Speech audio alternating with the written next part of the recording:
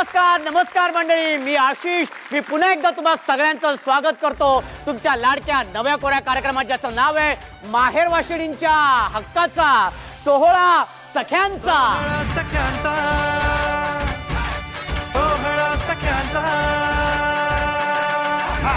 आणि मंडळी, आज आपण आलेलो आहोत करिरोड येथे. करिरोड येथील विघ्नहर्ता कोऑपरेटिव्ह सोसायटीमध्ये आपण इथे आलेलो आहोत आणि सगळ्या ताया इथल्या अगदी नटून थटून आलेल्या आहेत. आता सगळ्या ताया इथे जेव्हा येतात ना, तेव्हा त्यांचा हट्ट असतो की आम्हाला खेळायचंय, आम्हाला खेळायचंय, आम्हाला खेळायचंय. तर कोण कोण खेळणारे हात वरती करा पटकन. बरं ठीक आहे, या. हे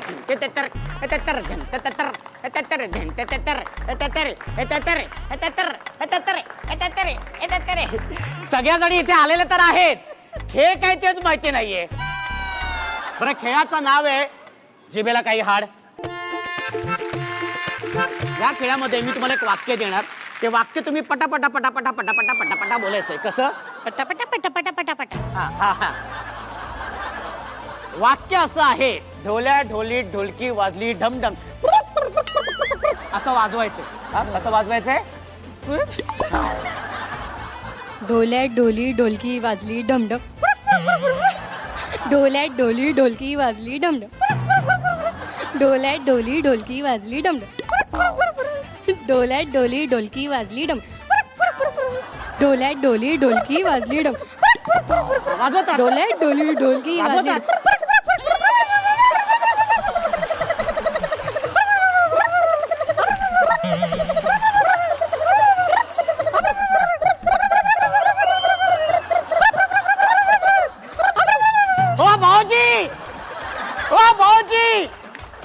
अहो, हे काय चाललंय बघा इथे.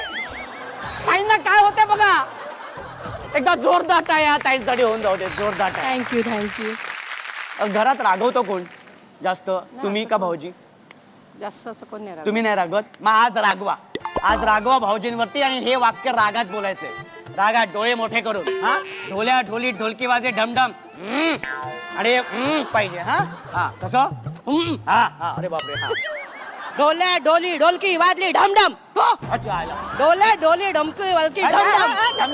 ढोल्या ढोली ढोलकी वाजली ढमढम. ढोल्या ढोली ढमकी ढोलकी वाजली ढमढम. हा, डोळ्यात डोळे. रागाने येऊ दे, रागाने येऊ दे. ढोल्या ढोली ढमकी वाजे ढमढम. ढोल्या ढोल्या तुम्ही मला कन्फ्युज करताय. ढोल्या ढोली ढमकी वाजे ढमढम. धमकी ढोलकी तुम्ही धमकी बोलले की नाही? डोळ्यात ढोल्या डोळे ढोली ढोलकी वाजे ढमढम. मला नाही, त्यांना. ढोल्या ढोली ढोलकी वाजे ढमढम. हो हो हो. अच्छा, ढोल्या आता होय, ढोली हा. ढमकी ढोलकी वाजे ढमढम. हो. धमकी कुठून आलीत तुम्ही? धमकी देते मी त्यांना. भाऊजींना धमकी देतात ते वाक्यात आणू नका. ढोल्या ढोली ढोलकी ढोलकी वाजे. जोरदार टाळ्या होऊन जाऊ दे. जोरदार टाळ्या. आता वाक्य, हा, ढोल्या ढोली ढोलकी वाजे ढमढम. हे वाक्य बोलल्यानंतर भाऊजींना ना फक्त हा हे करायचंय. हा, ढोल्या ढोलकी ढोलकी वाजे ढमढम. माझ्याकडे द्या भाऊजींना. हा, अच्छा. ढोल्या ढोलकी ढोलकी वाजे ढमढम. ढोलक्या ढोलकी ढोलकी ढोलकी ढोलकी काही चाललेत. कुठलेही शब्द कुठेही चाललेत. खूप कन्फ्युज करता हो तुम्ही. आता मी काय केलं कन्फ्युज? मी उलट तुमचं चांगलं व्हावं म्हणून प्रयत्न करतोय. मग तुम्ही पहिलं काय बोललात नंतर की पहिलं चांगलं व्हायला पाहिजे. मग आता चांगलं करते ना मी. पण ते बरोबर, ते ढोल्या ढोली ते पण वाक्य पाहिजे. असं पण आहे का? का? मग ढोल्या ढोली ढोलकीत वाजे ढमढम. चला, जोरदार टाळ्या होऊन जाऊ देत. जोरदार टाळ्या होऊन जाऊ देत. Very good. ढोल्या ढोली ढोलकी वाजे डमडम. हे असं करायचं. असं करायचं मस्त. हा, ढोल्या. हा, ढोल्या ढोली ढोलकी वाजे ढमढम. ढोला ढोली ढोलकी वाजे डमडम. इया. ढोला ढोली ढोलकी वाजे डमडम. इया.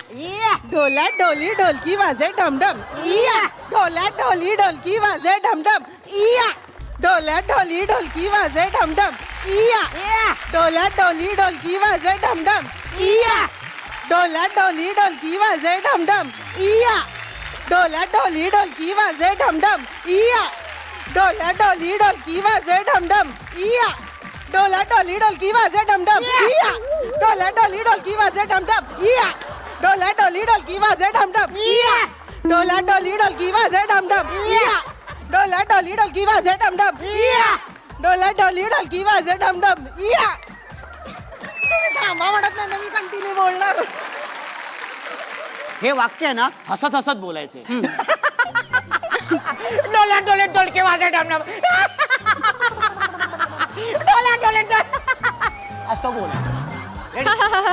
ढोल्या ढोली ढोलकी वाजे डमडम ढोल्या ढोली ढोलकी वाजे डमडम ढोल्या ढोली ढोलकी वाजे डमडम ढोल्या ढोली ढोलकी वाजे डमडम ढोल्या ढोली ढोलकी वाजे डमडम ढोलके ढोलके वाजे ढोलके ढोलके ढोलके बोलू मी ढोल्या ढोली ढोलकी वाजे डमडम हे बघा मी कसं करतोय बघा. ढोल्या ढोली ढोलकी वाजे डमडम या. आता हे वाक्य जसं त्या ताईंनी हसत हसत म्हटलं तसं तुम्ही आता हे वाक्य रडत रडत बोलायचंय. ढोल्या ढोली ढोलकी वाजे ढमढम डोल्या डोली ढोलकी वाजे डमडम डोल्या डोली ढोलकी वाजे डमडम डोल्या डोली ढोलकी वाजे डमडम डोल्या डोली ढोलकी वाजे डमडम डोल्या डोली ढोलकी वाजे डमडम डोल्या डोली ढोलकी वाजे डमडम डोल्या डोली ढोलकी वाजे डमडम काय हल्लो डोल्या डोली ढोलकी वाजे डमडम जोरदार टाळ्या होऊन जाऊ दे. जोरदार टाळ्या. काय इकडे या. टाळ्या होऊन जाऊ दे. टाळ्या होऊन जाऊ दे. खूप खूप अभिनंदन ताई तुमचं. या त्यांना द्या. जोरदार टाळ्या होऊन जाऊ दे. जोरदार टाळ्या. तिला सापशिडी हवी म्हणून ती रडत होती. तिला सापशिडी हवी म्हणून ती रडत होती. पण बाबांनी भातुकली आणली. आई म्हणाली आणा हो सापशिडी. आई म्हणाली आणा हो सापशिडी. नंतर आहेच भातुकली जन्मभरासाठी. नंतर आहेच भातुकली जन्मभरासाठी. माहेरी आपली आईच अशी असते की तिला माहिती असतं की आपल्या मुलीला नक्की काय हवंय. आणि माहेरच्या आठवणींमध्ये आपण जेव्हा जात असतो तेव्हा ह्याच आठवणींना उजाळा मिळत असतो.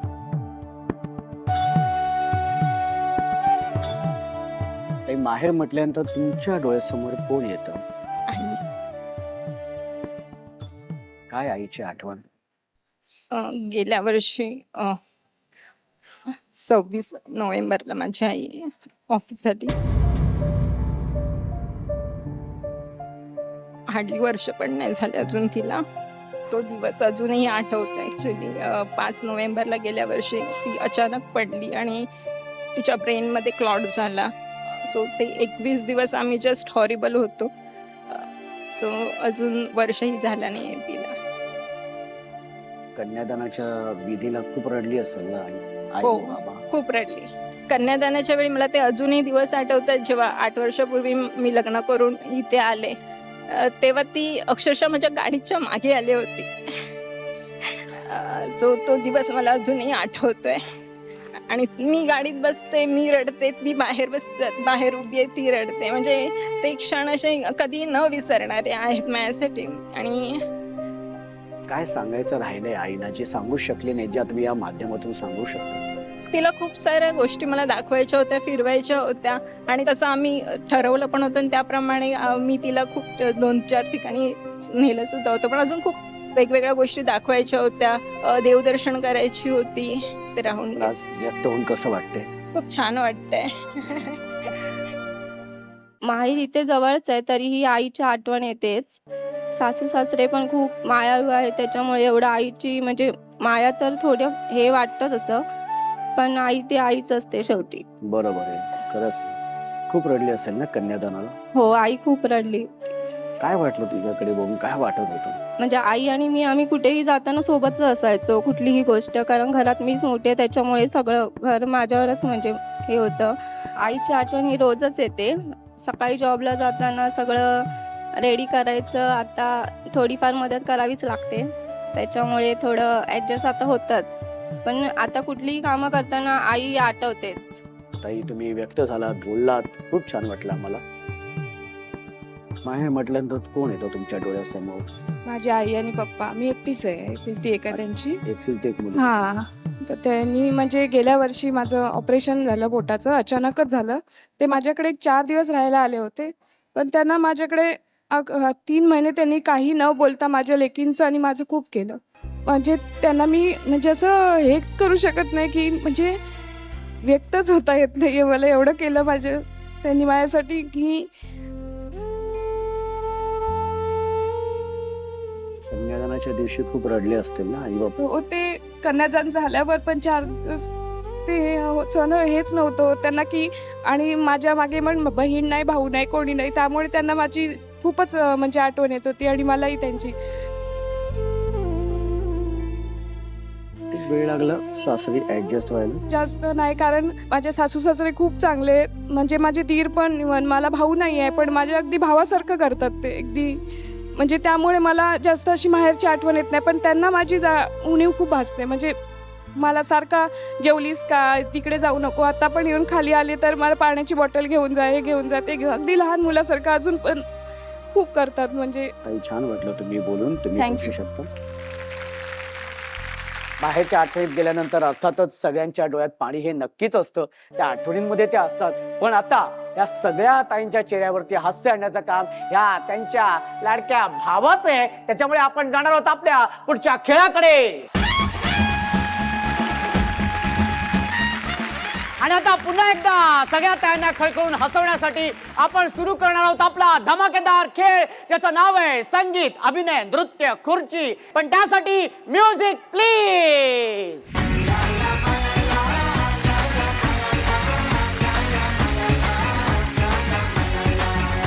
मेरी मुंबई में जैसे जमी पर है सितारे, मेरी मुंबई में जैसे जमी पर है सितारे, तू चाहे तो गले में तेरे डाल तू सारे, तू चाहे तो गले में तेरे डाल तू सारे.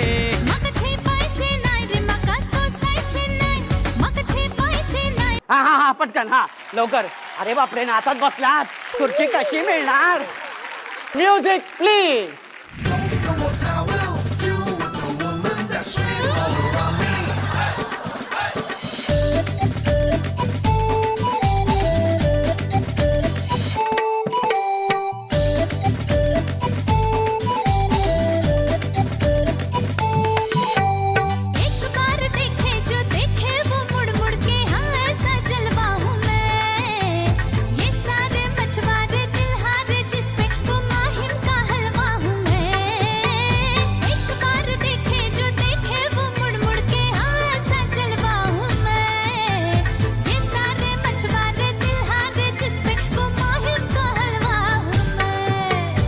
हा लवकर लवकर लवकर.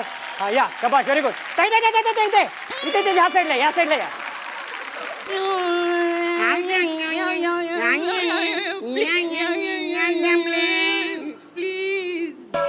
देवा म्युझिक देवा.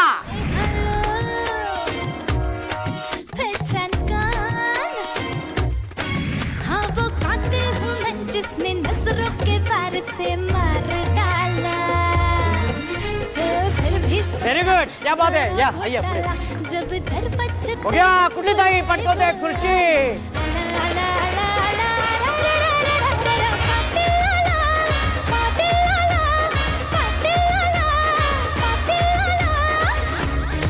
You know I forget it. One time, you understand? My you come true with the rhythm now, eh? My speed.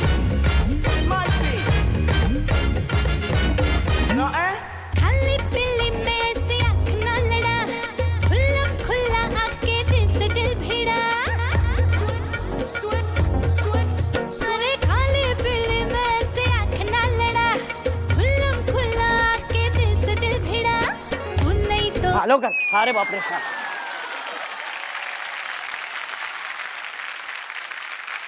आणि जी विजेती ताई आहे तिला मिळतंय सन मराठी वाहिनीकडून खास भेट वस्तू. खूप खूप अभिनंदन ताई. सगळ्या ह्या ज्या काय विघ्नहर्ता सोसायटी मधल्या ह्या ज्या काय ताया तुम्ही आलेल्या आहेत सगळ्या एकदम आनंदी आहेत. ते बघून आम्हाला खरंच खूप छान वाटतं की माझ्या ताया माहेरी आल्या आहेत तर मजा करतायत, आनंदी आहेत. पण कधी कधी काय होतं माहिती आहे का, असं सगळं छान आनंदी वातावरण असताना एक कोणतरी व्यक्ती आपल्या जवळची अशी असते ना की ती जरा आपल्यामुळे दुखावलेली असते. त्या व्यक्तीच्या मनात आपल्याबद्दल थोडा राग असतो, अबोला असतो आणि तो अबोला इतका वाढतो ना कमी ते नातं दुरावलं जातं. आज आपल्या सगळ्या तायांमध्ये एक ताई अशी आहे की तिचा सुद्धा कोणाबरोबर तरी अबोला आहे. तो अबोला कोणाबरोबर आहे, का आहे, कशासाठी आहे ते आपण त्या ताईंकडनं जाणून घेऊया. आणि त्यासाठी मी ताईंना इथे विनंती करतो की ताई तुम्ही इथे यायचे. ताई तुमचं नाव सांगा. सुचिता सचिन पाटील. किती वर्ष झाली लग्नाला? 12 वर्ष, 13वा चालू. कोणाबरोबर हा अबोला आहे? मोठ्या भावाबरोबर. सख्खा मोठा भाऊ. किती वर्ष अबोला आहे? 2 वर्ष. ताई कशामुळे हा अबोला आहे? म्हणजे काही नाही, फक्त आईबाबांबरोबर त्याचं येणं जाणं नव्हतं. तर फक्त मी आणि मोठी बहीण फक्त बोललो की तू आईबाबांची पण त्यांना येऊन भेट, तुला वेळ नसतो मान्य आहे. पण त्याच्या वाईफने त्याच्यातून वेगळा अर्थ काढला आणि तिने त्याला सांगितलं की जायचंच नाही. मग त्यानंतर आम्ही फक्त एकदा बोललो. त्यानंतर त्याने न रक्षाबंधनला जेव्हा मी फोन केला त्याला तर तो बोलला की कशासाठी करायची. आज मी 2 वर्ष राखी फक्त त्याची आणून ठेवते. यावर्षी त्याने नवीन घर घेतलं पण त्याने आम्हाला सांगितलं नाही, मला आणि बहिणीला. आणि माझी आणि त्याची सर्वात जास्त अटॅचमेंट होती. आणि हा तोच भाऊ आहे जो मला प्रीमॅच्युअर बेबी झाल्यावर एक दिवसही माझ्या बाजूने हल्ला नव्हता. माझ्या लग्नाचा इनिशिएटिव्ह पण त्याने घेतला. मुली मोठ्या भावांना घाबरतात पण माझ्या मोठ्या भावाने मला खूप हेल्प केली आहे. माझी आई तयार नव्हती, माझ्या भावाने इनिशिएटिव्ह घेऊन नाही करायचं, तिच्या मर्जीने करायचं. आणि मला माहिती आहे तिचं सगळ्यात चांगलं होणार. मला अजूनही आठवतं आई बाबा गावी गेल्यानंतर तो सकाळी ऑफिसला जात असेल, तू माचीस लावू नको, तू गॅस पेटवू नको. आणि त्याच जेव्हा मी लग्न करून माझ्या घरी जेवण करायला लागले त्याने मला फोन करून विचारलं, लायटर नीट पेटवतेस ना, गॅस बंद करतेस ना. मग तुम्ही सांगा अशा भावाला का विसरायचं. आजही जरी वाटलं ना, कधी एक दिवस असं वाटलेलं की उठावं, तो गोरेगावला राहतो, आज तो कुठे राहतो हेही माहित नाहीये. 2 वर्ष नाही, तो कुठेही राहतो हेही माहित नाहीये आम्हाला. त्याला पाहिलंही नाहीये 2 वर्ष. आजही माझ्या घरी ड्रॉवरमध्ये 2 वर्षाच्या राखी आहेत. माझी बहीण जाऊन तिथे माझ्या आईच्या इथे ठेवून येते. पण मी बोलली नाही, मलाही पाहायचंय माझा भाऊ किती दिवस येऊ शकत नाही. पण तुम्हाला अगदी मनापासून वाटतं की हा, त्याने एकदा बोललं पाहिजे माझ्याशी. आज समजा इथे तुमचा भाऊ इथे समोर उभा आहे, काय सांगाल त्याला तुम्ही? भाऊ एकदा बोल, फक्त मी केलेला फोन उचल, बस. मला बाकी काही म्हणायचं नाहीये. आई तुम्ही माहेरी आलेला, तुमचा सख्खा मोठा भाऊ तुमच्याशी जरी बोलत नसला तरी पण हा भाऊ तुमच्यामध्ये हा जो अबोला निर्माण झालाय तो दूर करण्याचा प्रयत्न नक्कीच करेल. आणि त्यासाठी मी दादाला खरंच मी विनंती करतो की दादा, की तुमच्यामध्ये जो काही गैरसमज असेल तो लवकरात लवकर दूर करा. कारण ताईंना खरंच त्याचा त्रास होतोय. कारण 2 वर्ष तुम्ही बोलत नाही आहात आणि तिला मनापासून वाटते की तुम्ही त्यांच्याशी बोलावं. ती खूप प्रयत्न करते, तिने खूप वेळा फोन पण केला पण तुम्ही फोन उचलत नाही आहात. जेव्हा तुम्ही हा भाग बघाल तेव्हा मी तुम्हाला नक्कीच सांगेन की तुम्ही मोठे आहात. तिने त्यांच्या परीने प्रयत्न केलेला आहे पण तुम्ही एक पाऊल पुढे घ्या, एक फोन करा, त्यांना भेटायला घ्या आणि एक आपुलकीची मिठी मारा. सगळं सोपं होतं या सगळ्या गोष्टी. आपलीच माणसं चुकतात, मग आपल्याच माणसाने मोठेपणाने आपण त्यांना माफ करायला पाहिजे. आणि तुम्ही मोठे आहात. मला असं वाटतं की खरं तर मी हा सल्ला देण्या इतपत मी तितका मोठा नाही, मी लहान आहे. फक्त आमचा प्रयत्न असाच असतो की कोणी दुखावलं जाऊ नये आणि त्यासाठी आमचा प्रयत्न असतो. ताई, हा तुमच्या भावाने नक्कीच प्रयत्न केलेला आहे आणि हा भाग जेव्हा दादा बघेल तेव्हा मला खात्री आहे की तो तुम्हाला नक्की फोन करेल, तुम्हाला भेटायला येईल आणि हा अबोला लवकरात लवकर दूर करेल. थँक्यू. पण ताई तुम्ही माहेरी तर आलेलाच आहात. माहेरी आल्यानंतर हा भाऊ तुम्हाला असंच पाठवणार नाही तर तुमची ओटी भरणार. आणि त्यासाठी मी ताईंना विनंती करतो की ताई तुम्ही इथे यायचे.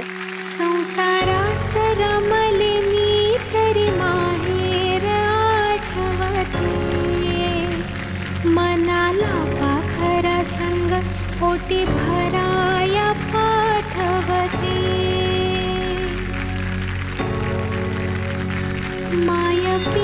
तुझ्या ओढीनं लागे पदर आपणीला माहेराने कधी कधी काय होतं की एखाद्या गोष्टीची आपण जी सुरुवात करतो ना तेव्हा कुठेतरी थांबावं लागतंच पुन्हा नव्याने सुरुवात करण्यासाठी. त्यामुळे आजच्या भागापुरता आपल्याला थांबावं लागणार आहे, कारण वेळ झालेली आहे संध्याकाळची, दिवा लावायची वेळ झालेली आहे आणि अर्थातच सन मराठी वाहिनीवरील तुमच्या मालिका पाहण्याची सुद्धा वेळ झालेली आहे. तेव्हा दिवा लावूया देवापाशी, उजेड पडेल मग तुळशीपाशी. माझा नमस्कार सर्व देवांपाशी. तेव्हा भेटूया पुढच्या भागात अशीच धमाल मजा मस्ती करायला तुमच्या लाडक्या नव्या कोऱ्या कार्यक्रमात, ज्याचं नाव आहे माहेर वाशिणींच्या हक्काचा सोहळा सख्यांचा.